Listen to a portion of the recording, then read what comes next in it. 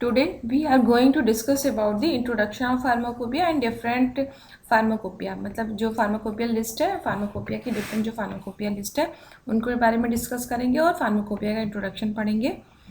ये हमारा 2014 में क्वेश्चन भी आया है. Introduction of pharmacopoeia, list of pharmacopoeias and Indian pharmacopoeia का डिटेल में पूछा गया है. तो अभी हम यहाँ पे सिर्फ डिस्कस करेंगे introduction of pharmacopoeia and list of pharmacopoeias. तो पहले तो हम समझ लेते हैं फार्माकोपिया होता क्या. तो फार्माकोपिया क्या होता है? लिस्ट ऑफ फार्मास्यूटिकल सब्सटेंसेस, मतलब उस फार्मास्यूटिकल सब्सटेंसेस की लिस्ट होती हैं अलॉन्ग विद देयर डिस्क्रिप्शन और स्टैंडर्ड. उनके स्टैंडर्ड मेंशन होते हैं, उनका डिस्क्रिप्शन होता है. मीन्स सारे फार्मास्यूटिकल जितने भी सब्सटेंस हैं उनकी लिस्ट होती है with their description and standard. Description में क्या क्या हो सकता है? सोर्सेज हो सकता है, मीन्स हमें वो ड्रग कहाँ से मिली है. टेस्ट हो सकते हैं, उसको टेस्ट करने के लिए कौन कौन से टेस्ट करने होते हैं. यूज़ क्या है उसका, डोज कितनी दी जाती है, एंड स्टोरेज कंडीशंस क्या है उसके, ये सब उसमें फार्माकोपिया में क्या होता है, मेंशन होता है.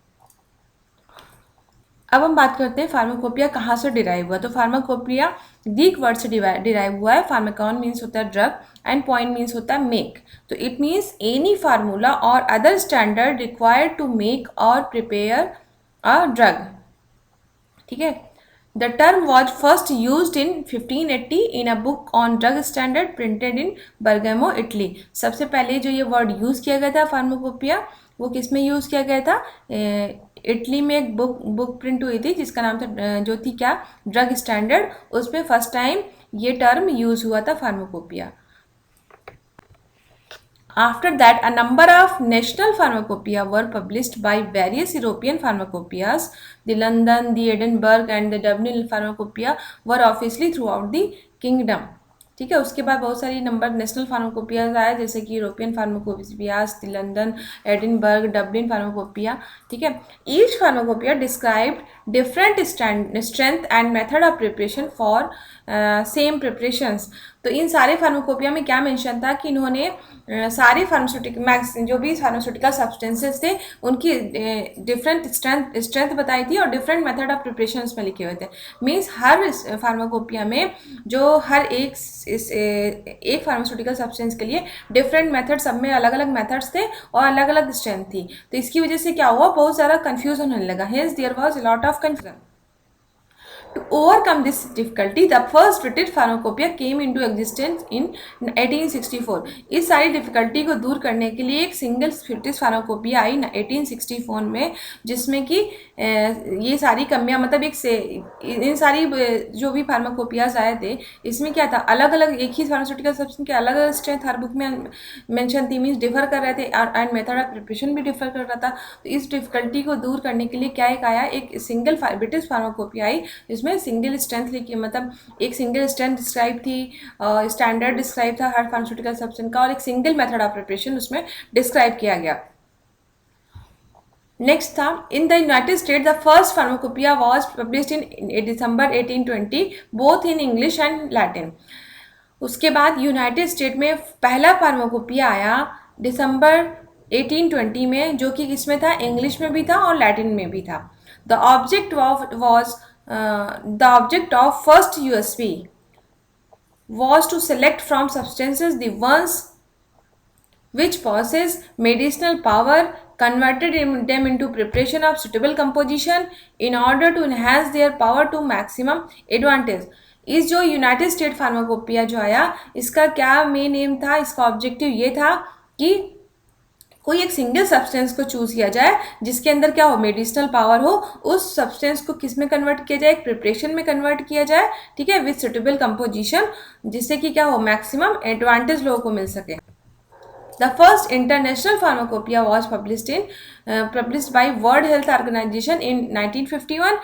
वॉल्यूम 1 आया था और 1955 में वॉल्यूम 2 आया था. सबसे पहला जो इंटरनेशनल फार्माकोपिया आया जो WHO ने पब्लिश किया, वो पहला वॉल्यूम आया उसका 1951 में, उसका सेकंड वॉल्यूम उसका है 1955 में.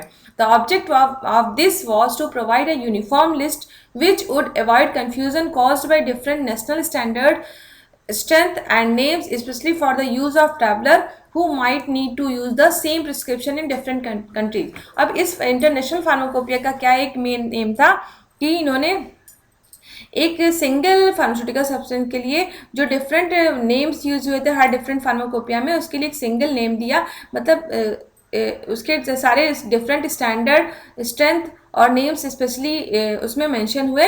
उससे क्या हुआ, जो भी ट्रैवलर्स थे उनको फ़ायदा हुआ कि अगर किसी प्रिस्क्रिप्शन को प्रिस्क्राइब करना तो हर डिफरेंट कंट्री में उस फार्मास्यूटिकल सब्सटेंस को किस नाम से बुलाया जाता है, उसकी स्ट्रेंथ क्या है, वहाँ पे इसकी डोज क्या है, तो वो सारा मेंशन था। मीन सारे डिफरेंट कंट्रीज़ में हर एक फार्मास्यूटिकल सब्सटेंस के जो भी स्टैंडर्ड्स थे वो मेंशन थे।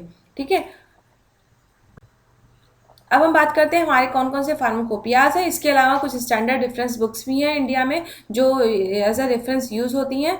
तो कंपाइल फॉर्म में ये कह सकते हैं कि जो फार्माकोपिया है उसमें क्या है, लिस्ट ऑफ फार्मास्यूटिकल सब्सटेंसेज हैं, उनके स्टैंडर्ड मेंशन है, उनके स्ट्रेंथ मेंशन है, उनका डिस्क्रिप्शन है, इसके अलावा उनके सोर्सेज हैं, किससे मिलते हैं वो, और उसके डोजेज फॉर्म है, कितनी डोजेज फॉर्म उसकी दी जाती है, मेथड ऑफ प्रिपरेशन है, कैसे बनाया जाता है, इसके अलावा उसकी स्टोरेज कंडीशन, ये सारी चीज़ें मेंशन है आपके फार्माकोपिया में।